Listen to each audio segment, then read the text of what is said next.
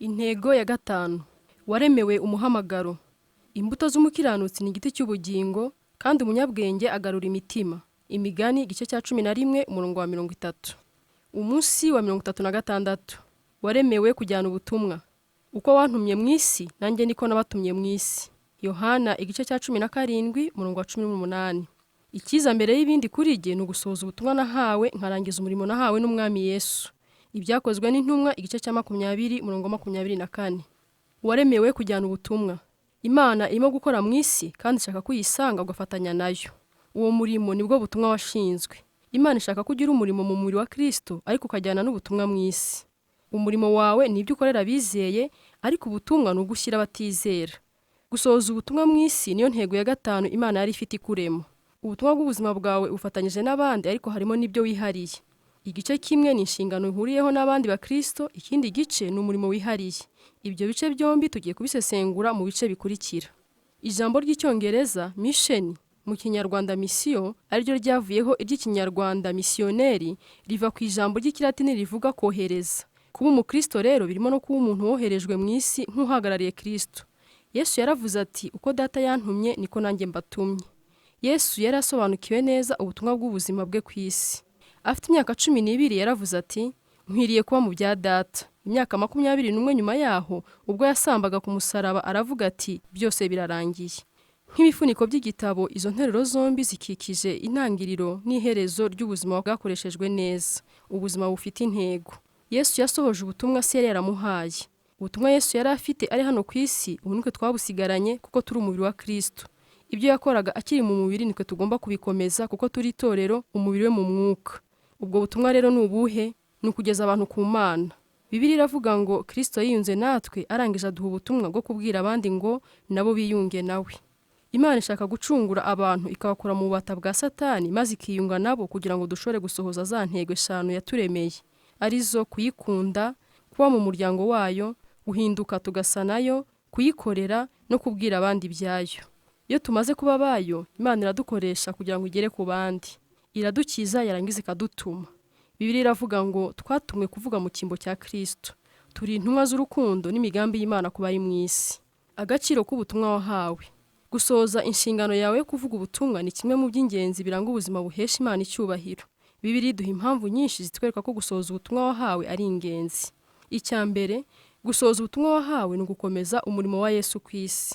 Nk'abigishwa be tugomba gukomeza ibyo Yesu yatangiye. Yesu ntaduhamagarira kumusanga gusa, adusaba no kugenda mu izina rye. Umurimo w'ubutumwa wahawe ni uw'igiciro cyinshi ku buryo Yesu yabisubiyemo inshuro 5 mu buryo 5 butandukanye mu bitabo 5 bitandukanye byo muri Bibiliya. Ni nkaho yashatse kuvuga ngo ndashaka ko ibi mubyumva neza.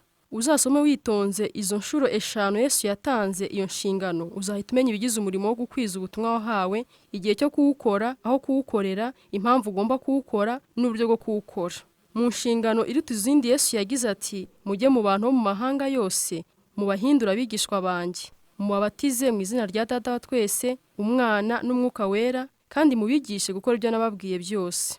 Iyi nshingano yahawe buri muntu wese wizeye Yesu, ntabwo ari abapasitori n'abamisiyoneri gusa.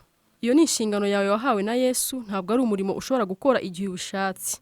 Aya magambo ya Yesu ntabwo ari inama iruta izindi yatugiraga. Niba uri umwe mu muryango w'Imana, kujyana ubutumwa ni itegeko. Kutabikora no kumusuzugura. Ushobora kuba utarigeze utekereza ko Imana yagushinze abatizeye muturanye. Nyamara Bibiliya yo iravuga ngo ugomba kubaburira kugira ngo babeho. Nutavuga ngo uburire abanyabyaha ngo bave mu nzira zabo mbi, bazapfira mu byaha byabo, ariko nzakubaza amaraso yabo.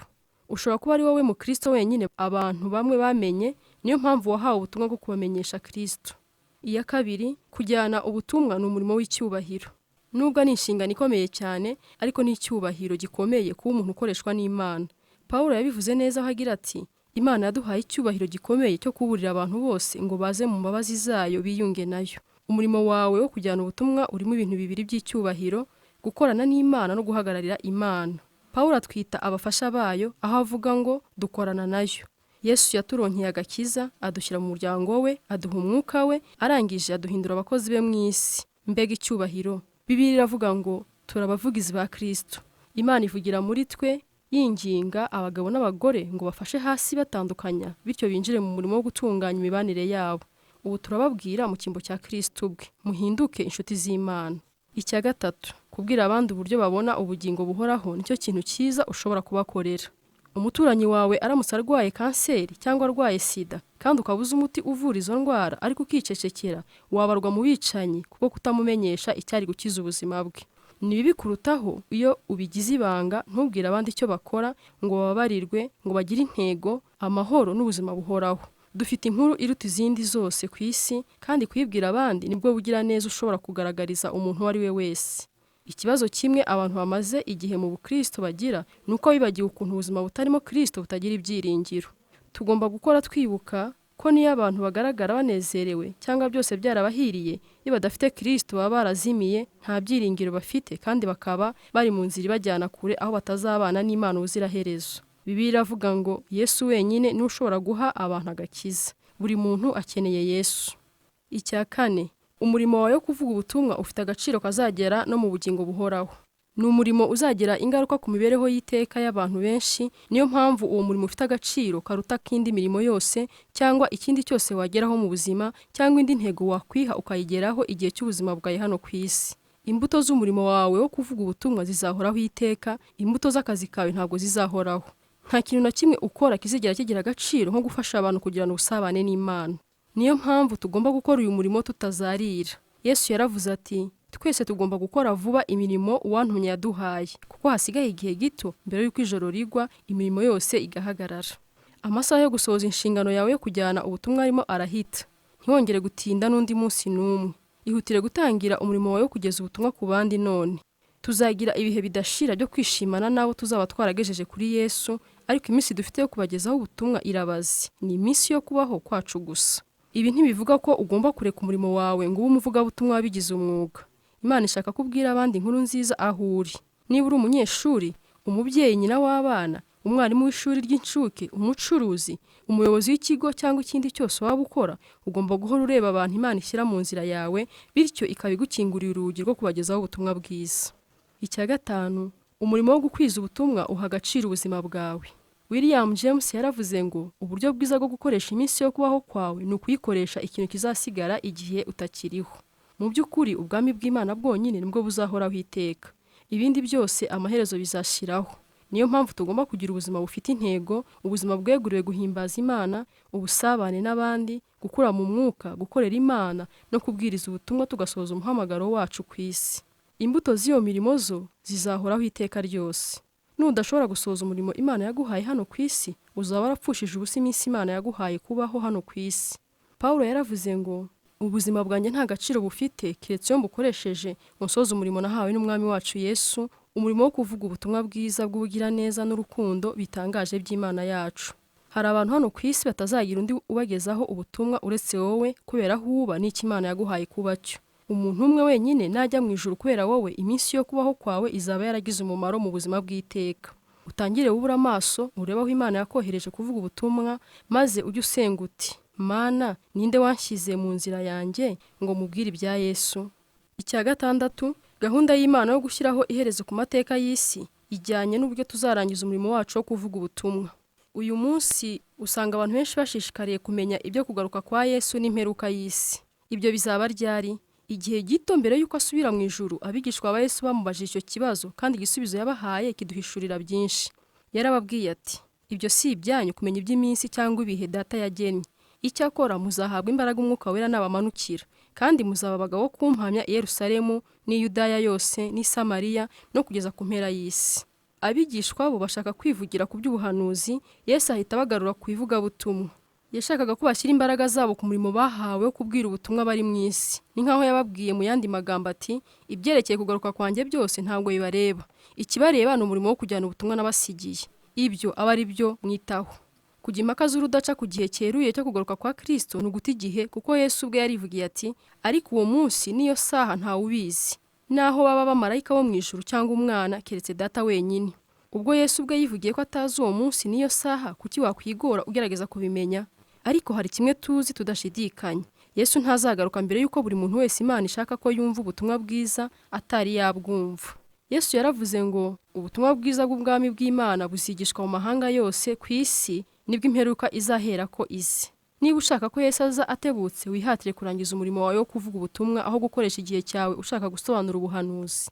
Biroroha cyane kurangara no kuva mu nzira yo kujyana ubutumwa, kuko Satani yifuza ko wakora ikindi cyose ubonye upfa kudaha abandi ubuhamya bw'agakiza kawe. Azakureka ukora ibintu byose byiza bishoboka, bipfa kuba ari ntawe bigeza mu ijuru. Ariko igihe uzaba wafashe umugambi wamaramaje kubwiriza ubutumwa, uzitege ko Satani azagutega ibirangaza byinshi. Ibyo nibikubaho, uzibuka aya magambo ya Yesu ngo umuntu wese uzemera kurangara akibagirwa umurimo namugeneye ntazaba akwiriye guhabwa ubwami bw'Imana. Bizagusaba iki ngo usohoze umurimo wawe wo kujyana ubutumwa? Kugira ngo usohoze umurimo wawe wo kujyana ubutumwa, bizagusaba gushyira hasi gahunda wishyiriyeho, ukemera kugendera muri gahunda Imana izakorera ubuzima bwawe. Ntabwo ushobora gufata uwo murimo ngo uwutendeke ku bindi bintu uzaba warahaye intebe mu buzima bwawe. Ugomba kugeza aho uvuga nka Yesu uti, Data, bibe uko ushaka, bye kuba uko nshaka. Ugahara uburenganzira bwawe, ibyifuzo byawe, inzozi, intego zawe n'imigambi yawe, byose ukabimwegurira, ukabishyira mu biganza bye. Ugahagarika gusenga ya masengesho yirebaho avuga ngo, Mana umugisha ibyo nshaka gukora. Senga amasengesho ayegurira byose, nko kugira uti, Mana umfashe gukora ibyo ushaka, guha umugisha. Ni nko gufata urupapuro rwanditseho ubusa wasinyeho izina ryawe, ukabwira Imana uti, noneho uzuzaho ibyo ushaka. Nibyo Bibiliya ibitubwira iyo igira iti, mwitange mwihe Imana ingingo zanyu zose, kugira ngo zibe ibikoresho mu biganza by'Imana, kugira ngo izikoreshe gusohoza imigambi yayo myiza. Niba wiyegurira gusohoza intego z'ubuzima bwawe utizigamye ku cyo byagusaba cyose, uzabona umugisha w'Imana mu buryo bugerwaho n'abantu bake gusa. Nta kintu Imana itakorera umugabo cyangwa umugore witangiye kubaka ubwami bwayo. Yesu yaduhaye isezerano agira ati, Imana izaguha ibyo ukena byose byo kukubeshaho buri munsi nuramuka uyeguriye ubuzima bwawe, kandi kubaka ubwami bwawe bigahinduka intego ya mbere y'ubuzima bwawe. Nibura undi umwe uzaniye Yesu. Data yari umupasitori igihe kirenze imyaka 50, kenshi yakoze mu dutorero duto cyane tw'ahantu h'ibyaro. Yari umwigisha usanzwe, ariko yari umuntu witeguriye kuvuga ubutumwa. Kimwe mu byo yakundaga gukora kwari ukujyana amakipe y'abakorerabushake bakajya mu bihugu by'amahanga bikenye kubaka insengero z'amatorero y'abakiri mato atishoboye. Mu gihe cye, Data yubatse insengero zirenga 150 hirya no hino ku isi. Mu 1999 nibwo Data yitabye Imana azize indwara ya kanseri. Mu cyumweru cye cya nyuma, indwara yaramurembeje imubuza gusinzira hafi amasaha 28, kandi ntiyari akimenya neza ibimukikije. Uko yarotaga yakomezaga kuvuga cyane ibyo yabaga arota byose. Ibihe namaze nicaye iruhande rw'igitanda cye byampishuriye byinshi kuri Data kubwo kumva inzozi ze gusa. Yagendaga asa n'usubira muri buri mushinga wo kubaka insengero umwe ku wundi. Ijoro rimwe byegereje umunsi wo gutaha, icyo gihe nari kumwe n'umugore wanjye n'umwishywa wanjye twicaye iruhande rw'igitanda cye. Data yagize atya asa n'ugaruye imbaraga, areguka nk'ushaka kuva mu gitanda. Kuko yari afite intege nke cyane, umugore wanjye aramwinginga ngo agume mu gitanda, ariko akomeza gushaka kuva mu gitanda. Amaherezo umugore wanjye aramubwira ati, Jimmy, urashaka guhaguruka ngo ujye gukora iki? Undi aramusubiza ati, ndashaka kureba ko nakunguka undi umwe nibura nkamushyikiriza Yesu. Nibura undi umwe nkamushyikiriza Yesu. Nibura undi umwe ku bwa Yesu. Akomeza gusubira muri ayo magambo inshuro nyinshi. Mu isaha yakurikiyeho yavuze ayo magambo nibura nk'inshuro zirenze 100. Ngomba gushaka nibura undi umwe nkamushyikiriza Yesu. Icyo gihe nari nicaye iruhande rw'igitanda cye natangiye kurira. Nubika umutwe nshima Imana ku bwa Data no kwizera kwe. Uwo mwanya Data yarambuye ikiganza cye cyarimo intege nke, akinshyira ku mutwe nk'umpa ubutumwa, aravuga ati, ugeze nibura umwe ku gakiza umushyikirize Yesu. Ugeze nibura umwe ku gakiza ku bwa Yesu. Nifuza ko iyo yaba intego y'iminsi isigaye yo kubaho kwanjye. Nagira ngo nawe ngusabe wibaze niba ushobora kwemera iyo ikaba intego y'ubuzima bwawe, kuko nta kindi dushobora gukora gishobora kugira umumaro munini mu buzima bw'iteka. Niba ushaka gukoreshwa n'Imana, ugomba gutwara ku mutima wawe ibyo Imana ishyira imbere, kandi icyo Imana iha agaciro kuruta ibindi ku isi ni agakiza k'abantu yaremye. Ishaka ko abana bayo bazimiye bagaruka mu rugo. Nta kindi kintu gifite agaciro mu maso y'Imana. Umusaraba niwo gihamya kidashidikanywa cyabyo. Ndasenga ngo ujye uhora uri maso ushaka nibura umwe wageza kuri Yesu, kugira ngo wa munsi nuhagarara imbere y'Imana uzashobore kuvuga uti, umurimo wampaye narawurangije. Gutekereza ku ntego y'ubuzima bwanjye. Ingingo yo kuzirikana. Naremewe kujyana ubutumwa. Umurongo wo gufata mu mutwe. Mugende muhindura abantu bo mu mahanga yose abigishwa, mubabatiza mu izina rya Data wa twese n'Umwana n'Umwuka wera, mubigisha kwitondera ibyo nabategetse byose.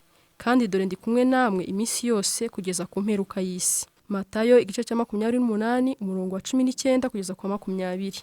Ikibazo cyo gutekerezaho: ni ibiki bintera ubwoba bikambuza gusohoza inshingano yo kubwira abantu ubutumwa Imana yampaye? Niki kimbuza kugeza ku bandi inkuru nziza y'agakiza?